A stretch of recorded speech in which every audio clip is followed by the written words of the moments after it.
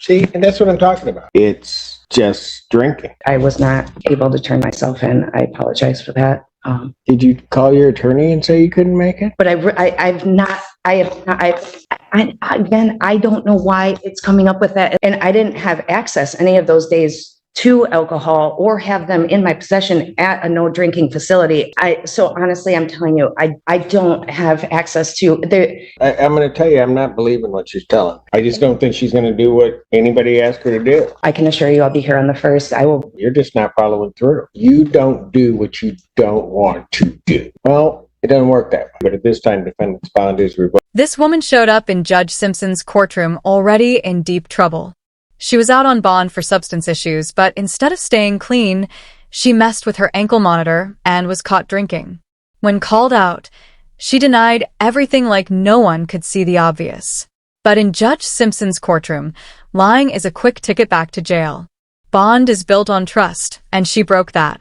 Watching her try to talk her way out was just painful. What do you think? Was the judge being harsh or just fair? We are here for PCC and bond violation. I understand the court has received and reviewed the materials that were sent over yesterday. I did. Thank you, Your Honor. The only request that we would have when we're discussing those materials, she is staying in a shelter in Livingston County. There is a separate DB having nothing to do with any of this, and there are some cross allegations in that case. So she's just requesting that we not say the name of the shelter if someone is listening on Zoom to where she's staying. Understood. Thank you, Your Honor. I believe that the materials that we provided were pretty thorough in terms of where Ms. Brown has been coming from and what her circumstances are in pertaining to the bond violation. So I was wondering if the court had any questions.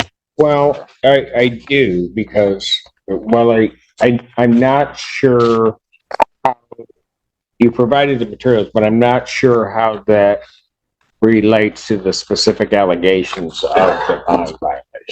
Because what I have, certainly, maybe one might be able to look at the consumption of alcohol, but there was a tampering that occurred for a 12-hour period.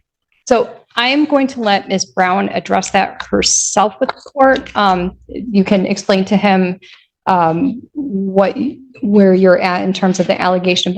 I had forwarded her the reports the same day. And just so that Your Honor knows, she did intend to turn herself into the jail this morning, but she was unable to get a ride this morning. And so she's here for in-person court this afternoon. So regarding the tamper on 6/23 and then the positive on 6/25, the court is looking for either an explanation or an admission as to these two. Your Honor, I don't have any clue why those were coming up that way. I know that I was called in to community corrections to have my unit replaced for servicing.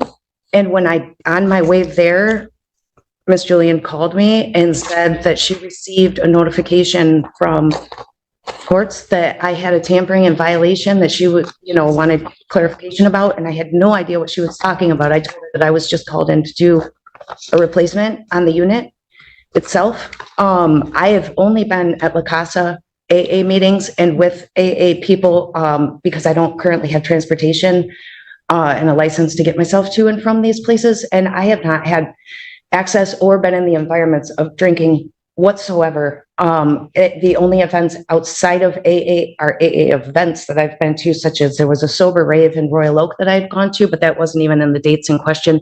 So I'll stop with that. But I was completely confused. So I had the unit replaced. And while at community corrections, they had told me that I had this tampering and violation, 2 counts. And I was in for my reading the week before during this time. And they said that I was all set, good to go. We'll see you next week. And so I was really unsure why I was getting that unless it was due to needing servicing. But I've not saying, Your Honor, this is way too important. Well, hold on a second. Just so that we're clear before you go on with your story. Okay. On June 23rd at the 12:56 a.m. time. Yes, sir. That's when the tamper is detected. Okay. With the unit. On the 25th, there isn't a tamper.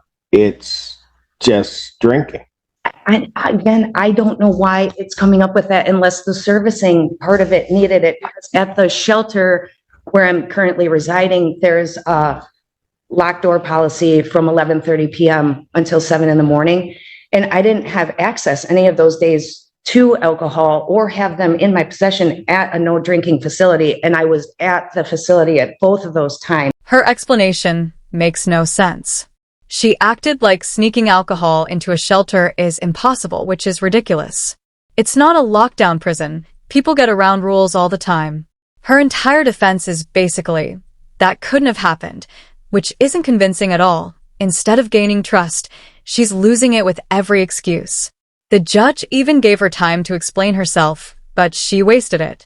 I'm not saying she's 100% guilty, but her story doesn't help her case. Weak excuses only make a bad situation worse. Do you think she's lying or just really unlucky? She tried to argue that the shelter's records proved she didn't drink and asked for a hearing about the ankle monitor. Judge Simpson agreed, but another issue came up. She ignored a warrant and didn't turn herself in. Her lawyer said she told her client to surrender, but instead, the woman stalled and gave excuses like not having a ride.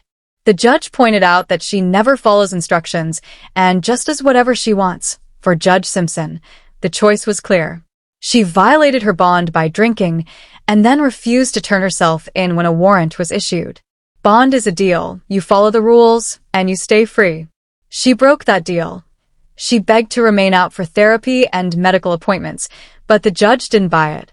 He said she was unreliable, dishonest, and couldn't be trusted. In the end, he revoked her bond and ordered her to stay in custody until her hearing. Breaking bond rules is serious, but ignoring a warrant is what really sealed her fate. Judges see this over and over, and once you prove you can't be trusted, it's nearly impossible to earn that trust back. What stood out here was how patient Judge Simpson was. He gave her plenty of chances, but when she kept making excuses, he shut it down. Some people only learn the hard way, and this was one of those times. Personally, I think he made the right call. What about you? Should she have been given another chance? Or did she dig her own hole?